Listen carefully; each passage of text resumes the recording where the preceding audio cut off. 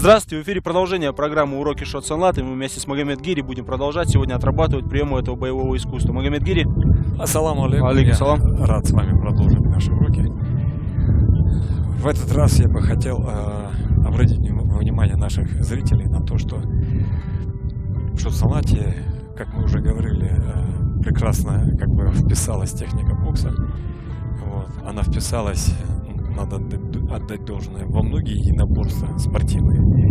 Вот. Но в боевой прикладной теме, как бы ни был прекрасен бокс, но у бокса есть свои недостатки именно прикладного характера. То есть нет круговой защиты, я имею в виду защиты, подразумевающую противодействие против нескольких нападающих. В боксе нет техники, подразумевающую работу пустыми руками. Потому что техника бокса, она эволюционировала именно благодаря перчаткам. Вот. И мы, учитывая эти недостатки, обогащаем свою технику. Помимо бокса у нас есть упражнения, удары. Мы сейчас их покажем. Аналогичные тем, которые изобилуют в восточных единоборствах, там, таких как кунг-фу, карате, тайквондо и так далее. Именно техника рук. Как это развивается, я сейчас покажу. Абу-Бакр, подай мяч сюда. Вот в Шот Санлате, понимаете, в чем дело? В Шот Санлате руки не могут находиться, допустим, как у спортсмена, как у кикбоксера или боксера, или у представителя микс-файт, в одной позиции, в одном положении, вот закрытая стойка. Это позволительно там, потому что там один соперник. Здесь и удары могут сыпаться откуда не попадя, как говорится, и не только руками, и другими предметами. Поэтому здесь сферическая защита. То есть обратите внимание, вот вы, допустим, начинаете атаковать руки. Вот у меня работает. То есть я не жду, когда вы будете делать. Видите? То есть мои руки работают не от рефлекса только лишь. То есть есть в Шот Санлате свои рефлексы на уклоны и так далее, энергии. Но здесь мои руки работают непрерывным, вот как ножи, вращающиеся ножи в мясорубке, они работают по своим определенным законам. Видите? А вот здесь, видите, перехвачена рука. То есть на каждое ваше действие моя рука, движущаяся по определенной траектории, естественно, находит, догоняет вашу руку, нейтрализует ее, да, вот, и тут же она, соскакивая с вашей руки, наносит вам ответный удар. Как развивается такая сферическая защита? Я бы сказал, такой сферический экран. Вот, это, вы представляете себе, да, это объемная сфера, это шар. И вот мне когда-то это упражнение очень давно показал один восточный мастер. Прекрасное упражнение для отработки таких навыков. Вот обычный баскетбольный мяч. Вот. Радиус этого мяча может быть произвольный. То есть вот он немножко меньше стандартного баскетбольного мяча. Можем начинать с большого. Вот. Чем меньше мяч, тем сложнее работа. Вот. И вот, смотрите, по всем возможным траекториям, работая на себя, от себя, видите, вертикальных плоскостях, на себя, опять же, от себя. Вот. И если ежедневно упражняться вот с таким круглым предметом, как этот мяч, он очень удобен за счет того, что у него такая шершавая поверхность, он не соскальзывает. Вот. Потом уже научившись вот этим простым таким комбинациям, можно осуществлять очень сложные с подбрасыванием, вот с такими движениями. То есть усложнять. Вот. Да. И в итоге еще раз вот я продемонстрирую, Рамзан. Вот. Дело в том, что эта защитная работа, она может включаться до того, как соперник начинает атаковать. Понимаете? То есть она сразу обрушивается. А если соперник поднял руки, то она не просто это идет защита или отбив, это идет очень жесткий удар ребром. Понимаете? Удар ребром по атакующему. То есть выводишь уже из строя. Совершенно верно. Даже любой опытный спортсмен знает, что атаки по рукам в спортивных техниках запрещены правилами соревнований. Вот. И после, то есть вот представляете себе, когда по незащищенной ноге идет очень жесткий удар лоу-кик, естественно, это очень болезненное ощущение. Вот такие же болезненные ощущения на всех поверхностях, незащищенных поверхностях, вот, запястья, предплечья, нервные окончания, кровеносные сосуды, все это подвергается очень серьезной опасности. Видите? Вот, еще раз давай, Рамзан, покажем. Смотрите, я включаю свою работу.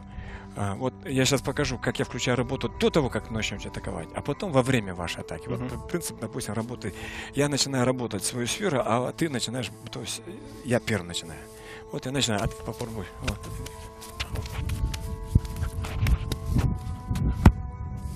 Вот. А теперь ты начинаешь атаковать, я как бы уже рефлекторно, видите, вот, еще раз, пошел. Вот. Ага. Работай. Вот. Вот, значит, что происходит?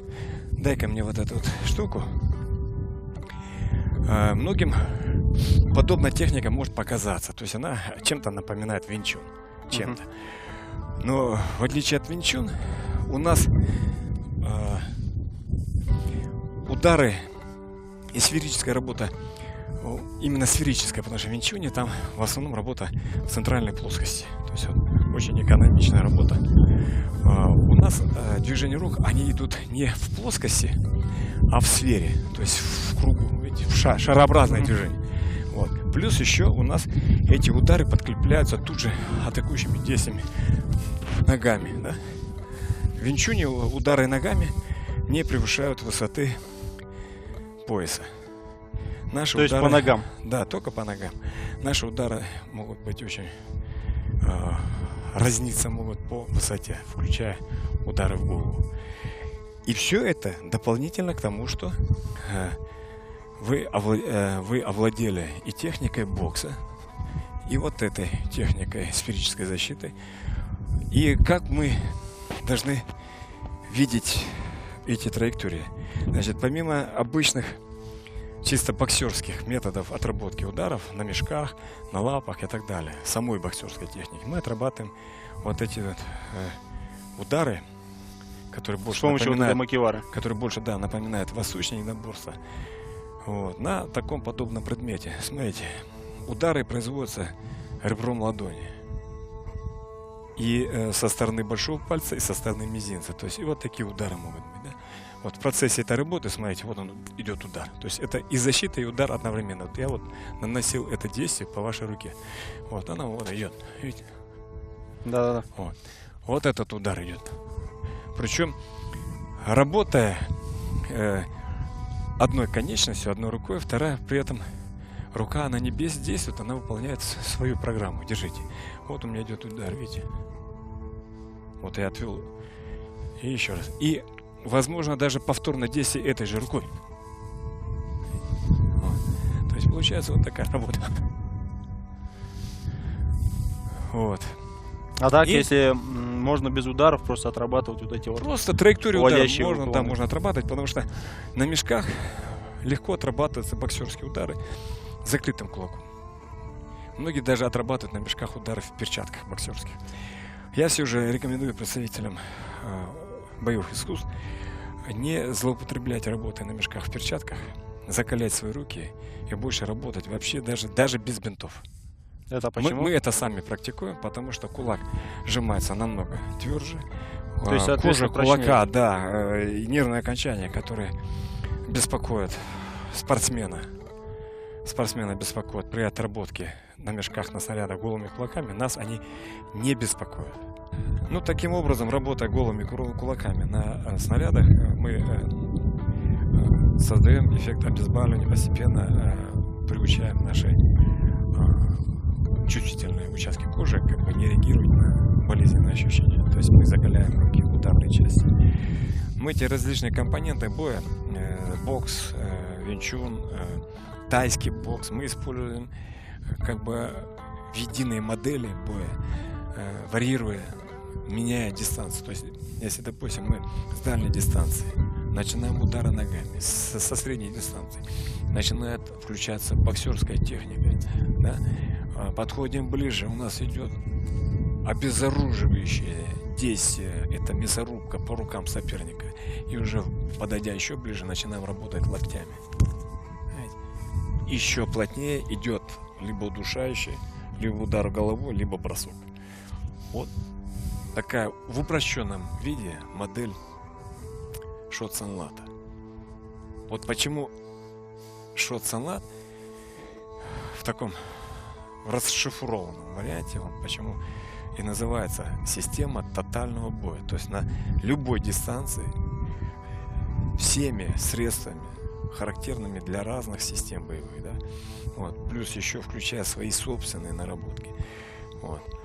И на любых высотах вот эта вот тотальная работа, она как раз имеет смысл в шот-санлате.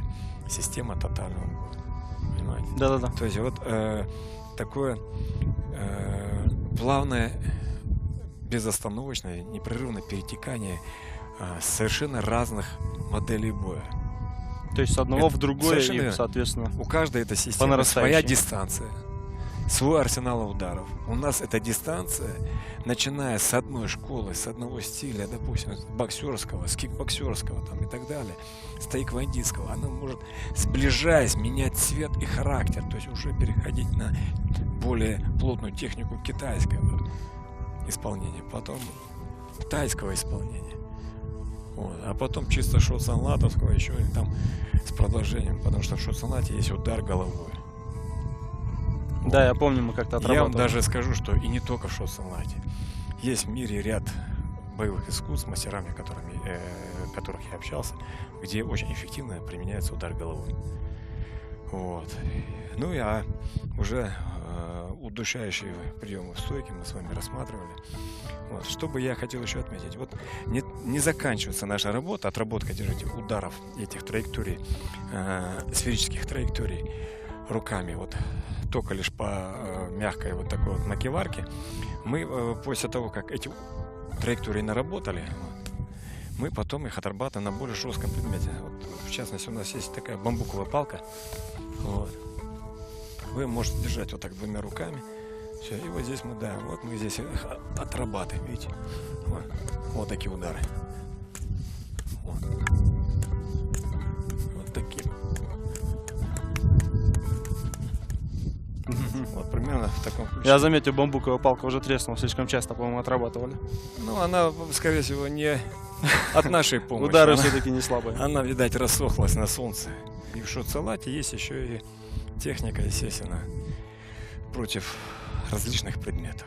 Ну, могу сейчас пару движений таких показать. Ну, во-первых, мы работаем и с шестом.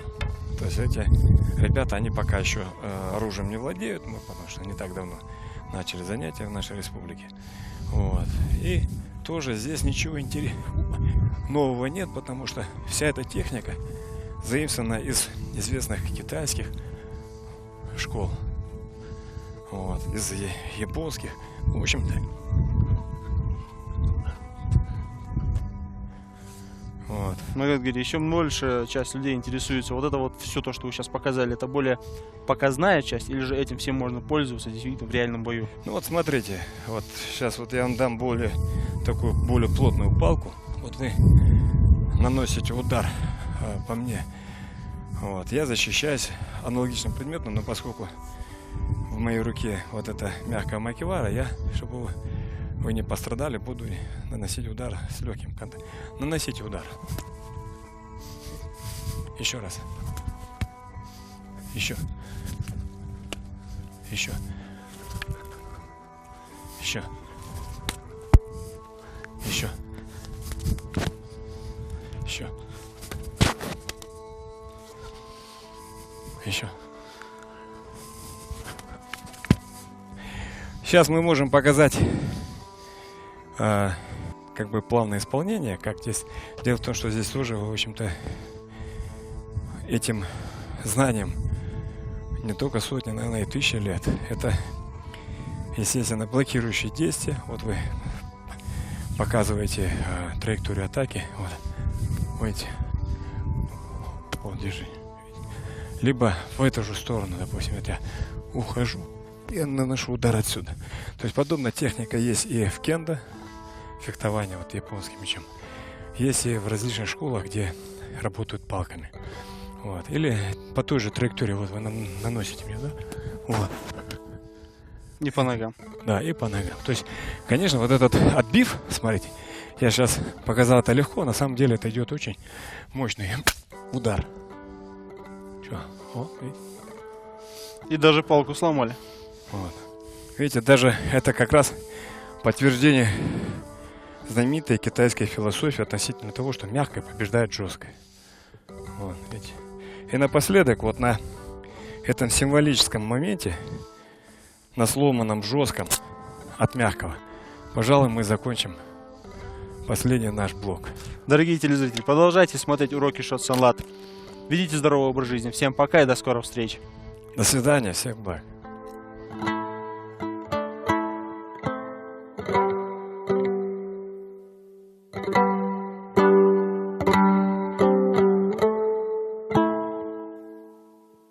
Thank you.